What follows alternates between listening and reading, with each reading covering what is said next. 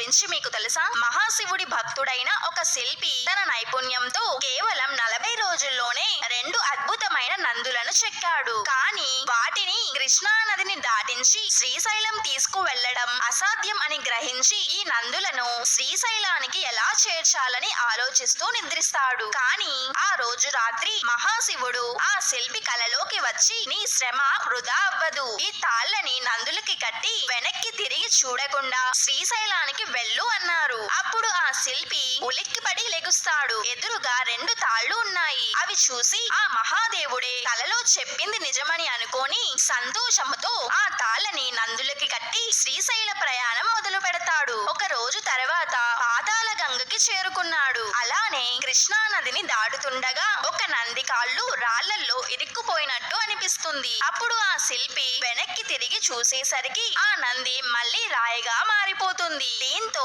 ఇంకేం చెయ్యలేక ఆ నందిని అక్కడే విడిచిపెట్టి ఇంకో నందిని శ్రీశైలానికి తీసుకువెళ్లాడు. అలా తీసుకువెళ్లిన నందినే మనం ఇప్పుడు శ్రీశైలంలో దర్శిస్తున్నాం. ఈ విషయాన్ని మొదటిసారి విని ఉంటే మన ఛానల్ ని సబ్స్క్రైబ్ చేసుకొని ఓం నమః శివాయ అని కామెంట్ చేయండి.